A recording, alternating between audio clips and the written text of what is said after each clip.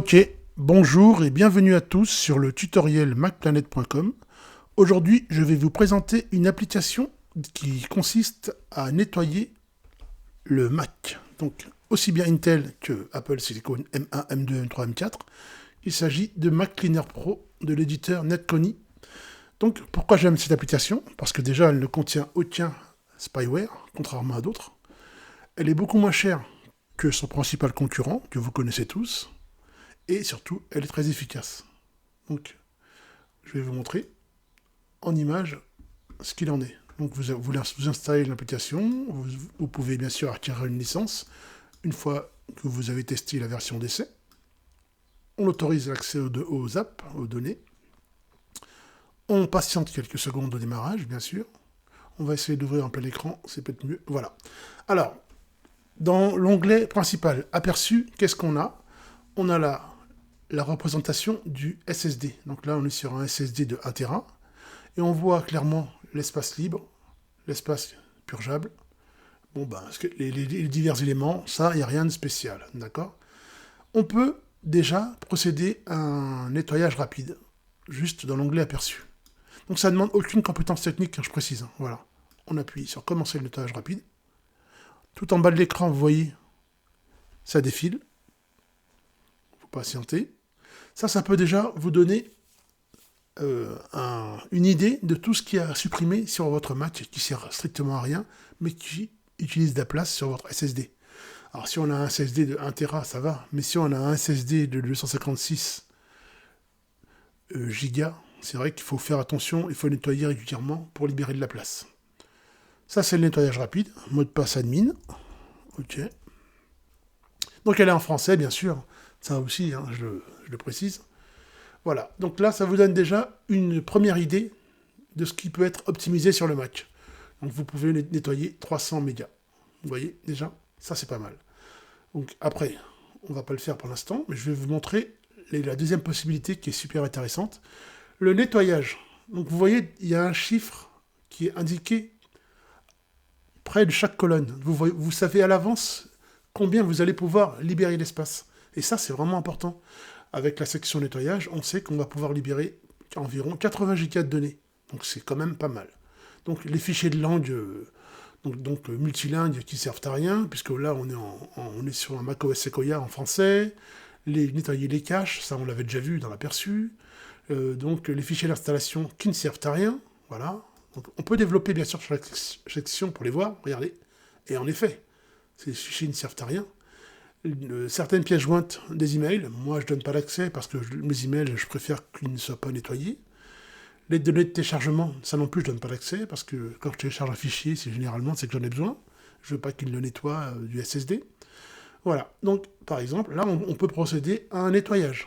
Si tout ça vous convient, vous choisissez de tout nettoyer ou bien uniquement au cas par cas. Ça je vais le nettoyer, les fichiers d'installation, les fichiers de langue aussi. Voilà. La corbeille, ça c'est pas très important. L'espace purgeable, je vais aussi le nettoyer. Voilà, parce qu'il ne sert strictement à rien. J'appuie sur examiner et nettoyer. Voilà. Ensuite, j'appuie sur le bouton supprimer. Regardez. Donc là, je vais libérer pas mal d'espace. Hein. On est à peu près dans les 80 Go de nettoyage. En un tournement, vraiment, sans aucune difficulté, facile, efficace, et proprement, sans déstabiliser mon macOS Sequoia 15.4.1. Voilà. Donc bien sûr, on patiente un peu. Donc là, vous pouvez aussi faire un nettoyage manuel, mais ça va vous prendre beaucoup plus de temps. Avec un outil comme celui-ci, c'est beaucoup plus simple. Et je vous le dis vraiment, celui-là ne contient aucun logiciel espion ni rien. Il est vraiment très très très très clean au niveau du code. Voilà. Alors on patiente un peu le temps du nettoyage. Alors la barre de progression, toujours, on la voit hein, sur le bas de l'écran. Je pense que ça, voilà. Donc quand même, libérer 80 Go sur un disque aussi vite, c'est quand même assez intéressant. Je soupçonnais même pas qu'il y avait des fichiers aussi importants sur mon SSD qui étaient présents. Bah oui, les fichiers d'installation par exemple, ça Voilà, j'avais carrément oublié que c'était là. C'est quand j'ai construit des fichiers ISO, par exemple, ça a généré une image, et puis voilà. Les fichiers de langue, on peut voir en détail. Voilà, toutes ces langues qui ne servent à rien et qui prennent de la place sur votre SSD, regardez. Il faut les supprimer, ça sert à rien de les laisser sur le disque. Parce que c'est l'espace qui ne bouge pas, en fait. Voilà, on est presque en fin. Donc ça, c'est le plus gros du nettoyage. Nettoyage de printemps, on va dire. Alors, je préfère toujours faire une suppression des éléments au cas par cas, plutôt que de tout supprimer globalement, et puis après être déçu. Là, vous prenez pas de risque, vous prenez le temps de bien observer ce qu'il vous propose de supprimer, et puis vous sélectionnez en cochant uniquement sur ce qui vous intéresse. Mais il ne faut pas tout supprimer. Il faut y aller vraiment avec modération, quoi, et prendre son temps. On est presque fini. Hein. Voilà, bon, là, ça aurait été bien par contre de mettre une barre en pourcentage plutôt que ce défilement bleu là, mais bon, c'est pas grave, hein. Ça c'est des petits soucis esthétiques. Voilà, on peut voir là.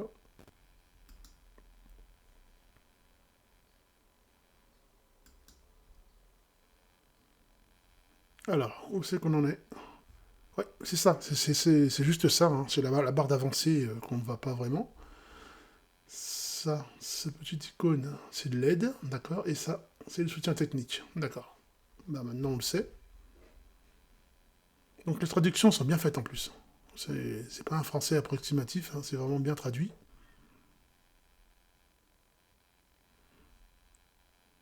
Alors, une fois qu'on aura fait ça, je n'ai pas nettoyé les caches du navigateur, parce que ça, je le fais manuellement.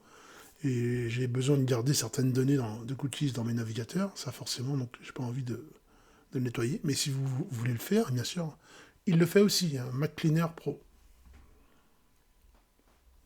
Voilà, c'est Mac Cleaner Pro. On peut faire un petit tour au côté des réglages. Vous avez des petits réglages. Donc il faut donner les accès au programme pour qu'il puisse nettoyer certains dossiers. Ça, c'est vous qui choisirez. Hein, si vous voulez qu'il accède à vos données iCloud, vos photos, ça, c'est vraiment à vous de voir.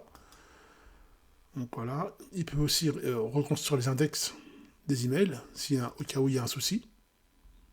Et puis, vous avez un assistant qui se loge, en fait, tout en haut de l'écran. Voilà. Vous voyez l'assistant? Il est plutôt sympa aussi. Hein. Voilà. Il vous montre tous les programmes qui sont chargés au démarrage. Voilà, on a quand même une vision. La consommation au niveau du processeur pour chaque programme en temps réel. Bon là actuellement, forcément c'est lui qu'on utilise en principale tâche. Donc voilà. L'espace disque restant. Et tout ce qui peut être nettoyé, comme je vous ai dit tout à l'heure. Donc ça, vous l'avez toujours dans la barre des menus, cette fenêtre. Donc c'est pas mal aussi. On peut bien sûr l'enlever dans les options, mais ça c'est à vous de voir. Voilà. Alors, le nettoyage, c'est un peu long, mais c'est plutôt bon signe. Ça veut dire qu'il est vraiment en train de travailler. Hein. Voilà. On est pas loin de la fin. Puis c'est bien de le faire comme ça en temps réel, parce que ça vous donne une idée du temps, du temps, du temps alloué pour la tâche. Donc c'est pas mal.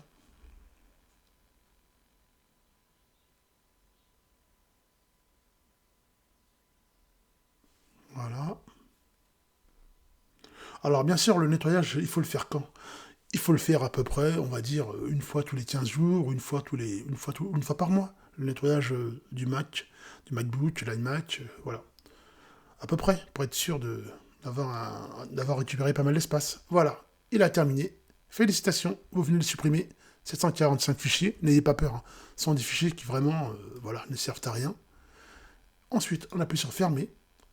Et la troisième phase, une fois qu'on a fait le nettoyage, c'est l'accélération. Ah bon, bien sûr, là, vous avez compris, c'est les tâches pour encore libérer la mémoire, la RAM ou autre.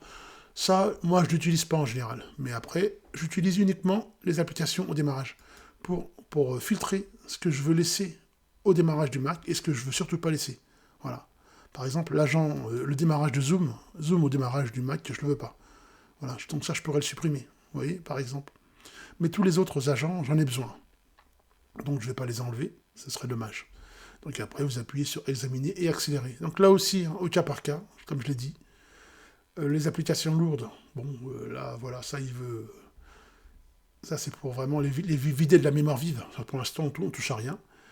Donc, moi, je m'intéresse uniquement à l'application, aux applications de démarrage. Voilà, celle qui pénalise l'ouverture de session. Sinon, le reste, je m'en occupe pas. Et après, vous avez une autre section où vous pouvez libérer visiblement 174 Go, mais là aussi, à utiliser avec précaution.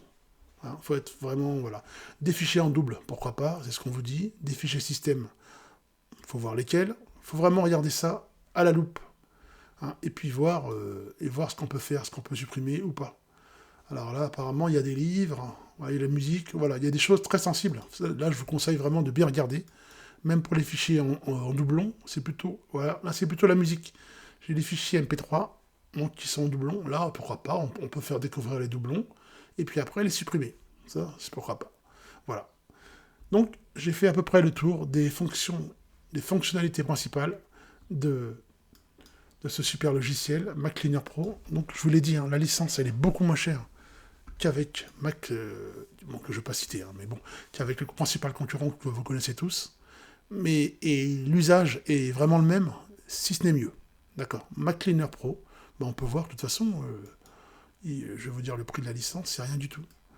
Et puis voilà, c'est 21,95$. Bon, après, pour 2 Mac, mais pour un Mac, une licence, pour un mois, vous pouvez le prendre pour un mois, essayez, c'est 14,95$, plutôt, voilà. Bien sûr, voilà.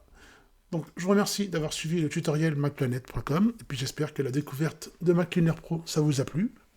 Puis, rien ne vous empêche de télécharger la version gratuite et de l'essayer, mais pas obligé de l'acheter, forcément. Voilà, merci à vous, bonne journée à toutes et à toutes.